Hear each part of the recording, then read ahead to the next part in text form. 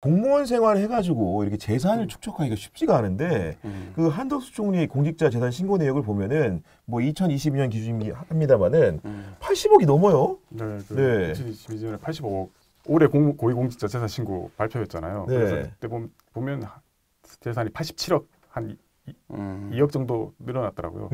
근데 이게 이제 이 주목해야 될 게 이제 2012년 주미대사직에서 공직에서 물러나면서 이제 신고한 재산이 한 40억 정도 되거든요. 그리고 어떻게 보면 그 10년 사이에 두 배 정도 불어난 거죠. 그게 아마 이제 이 집값 오르고 이 특히 이제 고액연봉 받은 것 아니냐. 뭐 그래도 이제 주미대사 끝난 뒤에 이 한국무역협회장 했고 그리고 이제 총리 지명 받을 때까지 김앤장 고문을 했잖아요. 그래서 뭐 김앤장 고문료가 한 18억 원 이상 받았다라는 그리고 이제 뭐 SOE 사회이사하면서 8천만 원 정도 받았다는 얘기가 있으니까 거의 이제 그 돈으로 이제 재산을 불린 거죠. 제가 이제 사실은 김앤장에 근무했던 분들한테 좀 들은 바에 따르면은 여하간 한덕수 권한대행이 이제 고문으로 근무할 때 고문료가 많냐 적냐 우리 사회적 통념의 기준에 비춰보면 많다고 느끼죠.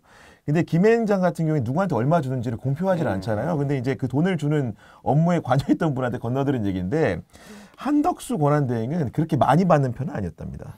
근데 저는 네. 이거 보면서 무슨 생각이 들었냐면요. 뭐 한대행만의 문제가 아니잖아요. 사실 이 인사청문회 할 때마다 고위공직자들 다시 이제 나 놀지 이렇게 될지 모르고 뭐 했어 하면서 다들 대형 그 로펌에서 돈 받고 해서 굳이 대형 로펌 로비스트 활동한 거잖아요. 그러니까 이거 일반인이 평생 꿈꿀 수 없는 이런 연봉을 받아야 되나 네. 이런 생각을 하고 이제 이걸 보면서 또 생각난 게 박근혜 정부 때 그 안대희 검사라고 계셨잖아요. 그렇죠. 네. 그분이 저기 나중에 원래 청렴한 검사로 알려졌다가 나중에 이제 물러났잖아요. 돈 받은 게. 그래서 제가 이제 뭐 고위 보수 의원하고 좀 친분이 깊은데 그분이 예전에 그런 얘기를 하더라고요. 이제 안대희 전 대검 중수부장 안대희 전 대검 중수부장하고 이제 사적으로 모임이 있대요. 그래서 자기 이제 공직 나왔으니까 같이 이거 그냥 즉흥적으로 지금 하는 얘기입니다. 근데 같이 이제 밥을 먹으면 야 내가 낼게 안대희 네가 무슨 돈이 있어 이랬는데 갑자기 저 돈 많습니다 이랬다는 거예요. 그러더니 알고 보니 이런 일이 터졌다. 그러면서 이제 그분 하는 얘기가 그분 하는 얘기는 여기 돈을 정말 어마어마하게 받는구나 이런 생각을 했다고 하고요. 그래서 저는 그때마다 드는 생각이 그런 거였어요. 왜 외국에 나가면은 뭐 외국에서도 전직 대통령 뭐 강연료 받고 많이 받겠지만 또 어떤 분들은 사회 활동하고 이제 봉사하시는 분들도 많잖아요. 근데 일단 저 김앤장이 근무한다는 것 자체가 로펌의 로비스트 활동을 하는 거 아닙니까? 그럼요. 네. 총리까지 하시고 주미대사 하시고 뭐가 아쉬워서 거기다 처가도 부자야. 네, 재산도 원래 많아. 네. 근데 굳이 저 돈을 받으면서 저기서 저렇게 일을 해야 되는가에 대한 생각이 진짜 많이 들었고요.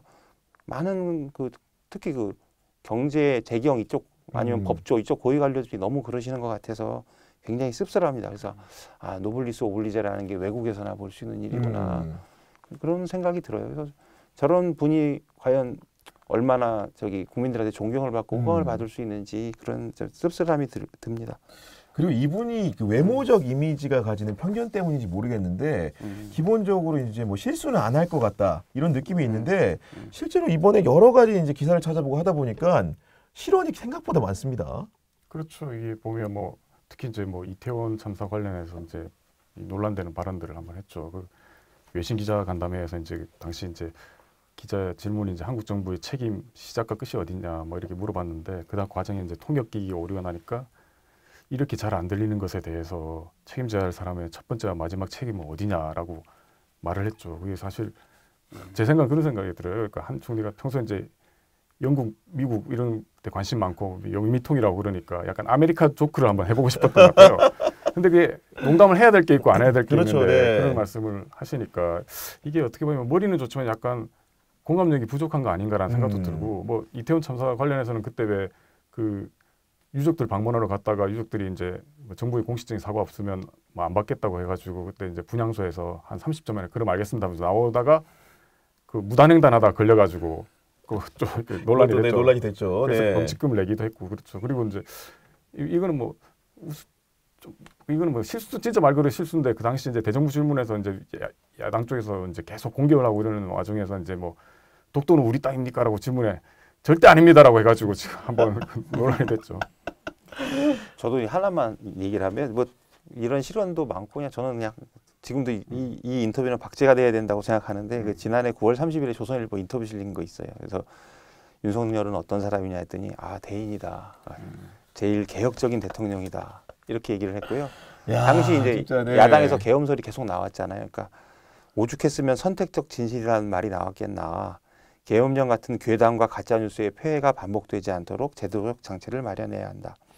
지금 돌아보면 이런 헛소리가 어디 있습니까? 그래서 개혁적인 대통령이란 사람이 자기하고 이제 김건희 보호를 위해서 민주주의 붕괴를 시도했는데 이건 이 인터뷰는 박제를 하고 저분이 나올 때마다 썸네일로 윤석열 가장 개혁적인 대통령 아니 진짜 이렇게 그 말 남겨놔야 되지 들으니까 않을까. 어떤 생각 드냐면은 이분이 총리를 왜 또 됐는지는 알겠네요. 보니까 그렇게 권력에 아부하는 아첨하는 속성을 갖고 있기 때문에 사실 언론 인터뷰에서 그렇게 낯뜨겁게 자기보다 손 아래 나이도 어리잖아요. 그런데 이제 이렇게 칭송을 한다라는 거는 쉬운 일 아니거든요, 이게. 그러니까 아까 제가 잠깐 말씀하셨던 뭐 순독수가 악독수 됐다고 했던 그 시기도 왜 이제 야당 쪽에서 이제 이 정부 실정이 계속 공격하니까 이 대정부 질문에서 이제 총리가 나와 있는데 총리가 계속 이제 뭐 기본적으로 이렇게 순하게 말을 하는 스타일인데 이 아무 모르긴 몰라도 이 대통령실 이런 쪽에서 불만을 제기했겠죠. 왜 그렇게 뭐 가만히 있느냐 했더니 갑자기 막 절대 아닙니다라든가 아니면 뭐 강한 척 이렇게 거짓말입니다. 코스프레를. 그러니까 악독수를 네. 변했다는 거 아니에요. 그거는 어떻게 그래서 그 당시 대통령실 쪽에서 되게 평가가 좋았다고 그래요. 야, 역시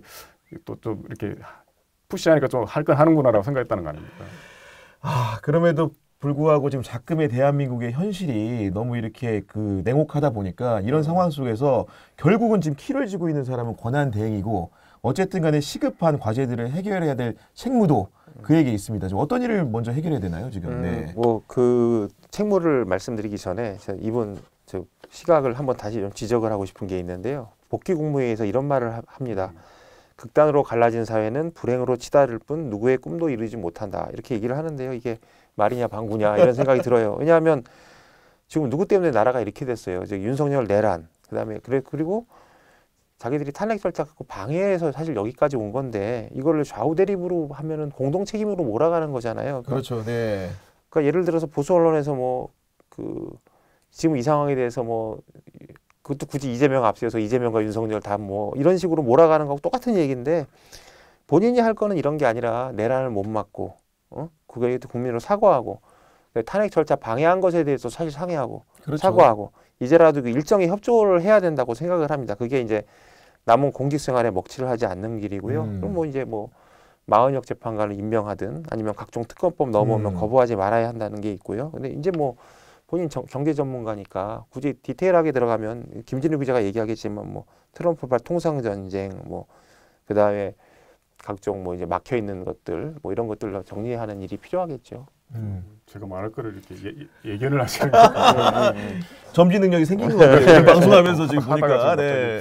뭐 보이시는 모양인데 뭐 당장 이제 뭐 대외적으로 이제 트럼프발 통상 전쟁이 있죠. 그런데 이제 이 한 총리가 이른바 뭐 미국 통이라고 하니까 뭐 약간 기대 거는 사람들도 있는데 뭐 모르겠습니다. 근데 이 총리실에서 이제 왜 한 총리가 복귀하고 난데 미국 백악관에서 메시지 보낸 걸 본 적이 맞아요. 있어요. 네. 그래서 당시에 이제 뭐 미국이 한 권한 대행과 대한민국 정부와 협력하는 데 전념하고 있다. 그리고 한국과 한국 국민의 민주적 회복력을 확신한다. 이걸 총리실 쪽에서 좋게 이게 한 총리에 대한 신뢰 메시지라고 해석을 하지만 저는 오히려 뒤에 있는 이 민주 회복력 이야기는 이 윤석열 대통령이 비상계엄 했을 때부터 미국 쪽에서 계속 이야기했던 맞습니다. 거예요. 정상으로 돌아와야 된다. 맞습니다. 네. 그게 지금 핵심이죠. 그리고 아까 그 정혜선 헌재 재판관 말씀하셨던 것도 이게 윤석열 내란으로 인한 국가적 혼란을 빨리 수습하는 게 중요하다. 그렇습니다. 그 책임이 한 총리한테 있는 거죠. 그래서 아까 뭐 이용욱 기자도 잠깐 말했지만 이 한 총리 워딩 거꾸로 돌리면 이 기각해서 그런 이야기예요.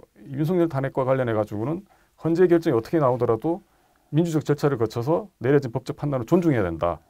그런데 이 마오부자 임명하지 않고 있는 거에 대해서 헌재가 이거 국회의원은 첨예했다고 판단을 내렸잖아요. 네. 근데 지금 벌써 90일 넘었습니다. 그러고 있는데 존중하지 않고 있잖아요.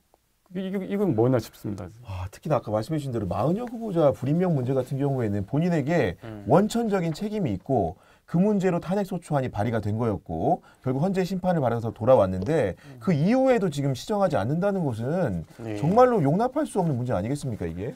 그래서 이제 저도 최근에 이제 뭐 들은 이야기인데 이게 뭐 하나의 소설이죠. 소설이고 아니 시나리오고 이제 음모론일 수도 있는데 일단 이게 모두가 다 이재명과 걸려 있다는 거 아닙니까? 그래서 이재명 대표 무죄가 나면서 이제 이게 그 전에 이제 이런 음모론이 더 이런 시나리오가 도는 건데 일단 윤석열이 풀려나고 일단 헌재 재판관 임명을 일단 안 하면서 절차를 지연시키고 그다음에 윤석열이 풀려나고 그다음에 이제 지금 선고가 지연되고 있잖아요. 이런 것들이 다 그 이재명과 연관이 돼 있다는 겁니다. 그래서 이걸 조정하는 게 검찰, 뭐 거대 로펌, 그다음에 뭐 이제 보수 언론 이런 이제 법조 카르텔들이 이제 조정을 하는 건데 골자는 이거예요. 이재명 죽이고 윤석열 날린다. 그래서 뭐 들으셨겠지만 네. 이재명 대표가 이제 2심에서 유죄가 났을 경우에 대법원 확정 판결 무렵까지 이제 헌재 판결을 질질 끄는 겁니다. 그래서 이제 못 나갈 것 같은 상황이 되면 이때 이제 윤석열도 날린다. 뭐 나라가 어떻게든 그때 날린다. 날리면 이런 시나리오 하에서 이제 한덕수도 보수 언론도 이제 보수 성향 재판관들도 암묵적으로 협조하면서 시간을 질질 끌고 있다. 근데 그 처음에 이 얘기 들었을 때는 이게 말이 되나 싶었는데 지금 요즘 나오는 흘러가는 형국을 보니까 형국론이 네. 전혀 엉뚱한 소리가 아닌 거예요. 그리고 이제 윤석열도 날린다는 건데 이 보수 입장에서 보면 윤석열도 이게 제정신이 아니잖아요. 이게 어디서 칼춤을 출 줄 모르고 그렇기 때문에 이제 날린다는 건데 이런 시나리오가 이제 지금 이재명 대표 무죄로 완전히 어그러졌지 않습니까? 그래서 이런 법적 카르텔들이 더 버틸 수가 없게 된 상황인데 이러면 이제 이런 구조적 변화가 한덕수의 선택에 어떤 영향을 미칠지 이렇게 바라보는 시각도 있더라고요. 그래서 그런 차원에서 당장 이제 뭐 오늘 내일 선고하라고 많은 시민들이 압박하는 상황에서 마은혁 임명이 얼마나 큰 영향이 될지는 모르겠지만 이제 한덕수 대행이 향후 전국에 어떻게 협조적으로 나서는가에 대해서는 이런 좀 관전 포인트를 보면 또 보는 맛은 좀 있을 것 같습니다. 이게 과연 맞는 네. 말인지는 좀 알 수 없지만. 네, 그 달라진 전국 속에서 민주당이 한덕수 권한대행을 어떻게 다룰지도 굉장히 관심사입니다. 지금 뭐 민주당 일각에서는 이제 재탄핵해야 된다는 목소리가 나오고 있는 것 같은데 이제 지도부에서는 일단 개인 의견이라고 끊었습니다. 그게 이제 아마 그런 부담을 느끼고 있겠죠. 지금 이게 뭐 저는 프레임 자체는 잘못됐다고 생각하는데 이 뭐 30번째 탄핵이자 뭐 이런 이야기 하고 있지 않습니까? 그러니까 그리고 이제 아마 그런 것도 있을 것 같아요. 그러니까 복귀한 지 뭐 며칠 만에 이게 탄핵 얘기 꺼내는 게 사실 이제 좀 정치적으로는 좀 현명한 건 아니죠. 그래서 지금 이제 좀 여론을 좀 보고 있는 것 같은데 이제 문제는 이제 계속 이제 이 헌재가 판단을 미루고 좀 시간을 끌고 이런 이상 조짐이 보인다 싶으면 민주당도 뭐 이렇게 좀 꺼내지 않을까 싶은데 지금 당장은 하기 쉽지 않을 거라 생각합니다. 근데 여하간 요건만 생각을 해보면은 결국은 본인이 탄핵됐던 사유, 당시 마은혁 불임명 문제라든가 여러 가지 국정운영 과정에서 문제점들 같은 것들을 그대로 노정한다고 한다면은 사실은 더군다나 이 문제가 윤석열 탄핵 선고와 직결되는 측면이 있기 때문에 이것들 국민적 여망이라는 것은 한덕수를 이대로 이렇게 똑같이 한다면 놔둬도 되는가 이런 본질적인 문제에 부닥칠 수밖에 없는 거거든요. 예, 저 김진우 기자가 말씀하셨듯이 뭐 국민들 여론 그렇다고 봅니다. 저 보기 싫겠죠. 근데 이제 민주당 입장에서는 또 탄핵이냐 또 탄핵이냐 이런 말을 듣는 게 좀 부담스러울 거고 지금 사회 혼란이 극심하잖아요. 그래서 이게 강경 아스팔트 난동 세력한테 좀 빌미를 줄 수가 있기 때문에 이제 민주당이 되게 조심하는 것 같고요. 저도 김진우 기자가 말을 했듯이 만약에 헌재 재판이 계속 이런 식으로 지연이 된다면 그때는 이제 선택의 여지가 없죠. 일단 다 날리고 해서 나오는 것처럼 뭐 할 때까지 해서 마은혁 임명해서 밀어붙인다 이런 생각들을 할 수도 있는데 아직 그런 타이밍이 아니라고 민주당이 생각하는 것 같고요. 만약 그런 상황이 닥친다면 그렇게밖에 할 수 없는 게 아닌가 저는 개인적으로 그렇게 생각합니다. 다만 이제 그런 상황이 오지 말아야겠죠. 네. 빨리빨리 내란 상황이 종식이 되고 윤석열이 파면이 되는 그런 날이 오기를 좀 기대합니다. 네, 알겠습니다. 저희 그리고 인물비상구의 하이라이트죠. 한덕수 권한대행을 한마디로 표현하면 어떤지 두 분 기자님의 의견을 듣고 싶습니다. 형님 먼저 하시죠. 제가 지금 영화를 되게 좋아하는데 이란 영화 중에 예전에 네. 이란 영화가 전 세계에 알려준 것 중에 아바스 키아로스타미 감독의 내 친구의 집은 어디인가라는 영화가 있습니다. 그래서 이걸 좀 패러디해서 한덕수의 고향은 어디인가. 네. 아우 센데요. 형님 셌습니다. 아우님 반응 듣고 싶습니다. 저는 영화는 그렇게 좋아하지 않지만 영화로 했으니까 저도 영화 이야기를 하나 할게요. 한덕수는 사랑의 블랙홀이다. 90년대 영화에 사랑의 블랙홀이 있습니다. 깨도 똑같은 일이 반복되죠. 무한 반복되고 있습니다. 이 마치 뭐 작년에 왔던 각설이 죽지도 않고 또 하는 것처럼 또 하는데 그러니까요. 네. 다만 이게 그 끝이 어딜까 궁금합니다. 저는 그 끝이 궁금하다고 하니까 생각난 게 지금 사실 김종필 전 총리 같은 경우에도 이제 2번 총리를 했다고 했는데 이분도 대선 후보로 거론이 됐었고 실제 정당도 따로 만들어서 하지 않았습니까?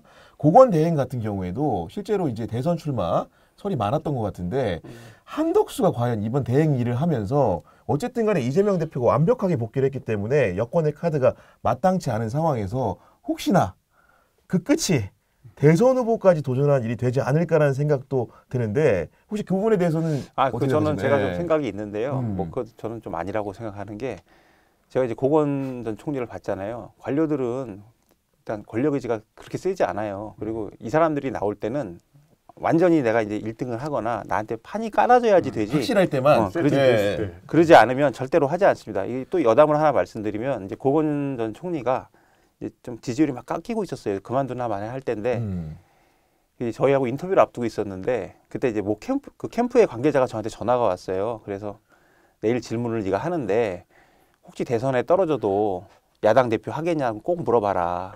그렇게 물어보래요. 그래서 여러 사람이 자기들끼리 논의해서 물어보라는 거예요. 이제 인터뷰를 앞두고 있으니까. 그래서 왜냐하면 그때 지지율이 꺾이니까 의원들이 올려다가 안 오는 거야. 그러니까 이제 이 사람들이 수를 쓴 거지. 마침 인터뷰도 있고 하니까 여기다 얘기를 하면 이제 내가 야당 대표라도 한다 그러면 의원들이 어떤 마음이냐면 쟤를 믿고 우리가 절로 가도 되겠다 이런 그렇죠. 생각을 하거든요. 네. 그래서 그 질문을 하라는 거예요. 그래서 갔어. 그래서 근데 이제 저희 그 차장이 물으시고 저는 이제 앞에 앉아 있다 받아치고 있다가 이분도 좀 질문하기가 그랬나 봐. 안 물어보더라고. 그래서 제가 물어봤어요. 총대 메고 물어봤어요. 네. 그러니까 그 혹시 대선 떨어지면 야당 대표라도 하시겠습니까? 그랬더니 얼굴 표정이 변하면서 내가 지금 나이 먹었다고 이런 말 하는 거야? 이러는 거야. 그래서 갑자기 머리가 하얘지는 거예요. 분위기 그래서 쌓여지니까. 그래서 그때 네. 저한테 이 말을 하라고 했던 사람을 싹 봤어. 고개를 이렇게 돌리는 거예요. 그래서 그리고 나서 얼마 안 있다가 이제 대선 하차하셨어요. 근데 그렇구나. 이게 뭐냐면 관료들은 평생 그 자기가 왜 관료를 하겠어요? 일단 뭐 안정적이니까. 권력욕이 있는 네. 사람도 있겠지만 기본적으로 안정적으로 나라 일을 할 수 있다는. 도박하지 않는다는 거죠. 네. 근데 지금 지지율이 이런데 야당이 한덕수 총리 나와봐야 뭐가 있겠습니까? 그러니까 그렇죠. 네. 그런 일은 저는 뭐 이게 되게 섣부른 단정일 수 있는데 좀 가능하지 않을 것 같습니다. 네. 예. 우리 김진 선배는 좀 어떻게 보십니까? 저도 비슷합니다. 저도 이제 정운찬 전 총리 때건 옆에서 봤고 기본적으로 이제 관료 내지는 학자 출신들이 좀 쉽지 않죠. 이게 말씀하셨던 것처럼 뭐 반기문 유엔 총장도 마찬가지고 이게 기세 좋을 때는 뭐라도 되는 것 같은데 조금 이렇게 삐끗하면 엄청 불안해합니다. 스스로가 완전 꺾여버려. 네, 보니까. 반기문 말씀하시니까 그때 제가 정치부장이었어요. 근데 자꾸 부장이 아니었 그때 반장이었나 보다. 근데 이제 반장이었는데 제가 계속 기사를 그렇게 쓴 거예요. 야, 저거 며칠 안 가. 후배들이 저 양반 내가 보니까 너무 학습도 안 돼 있고 얼마 못 가.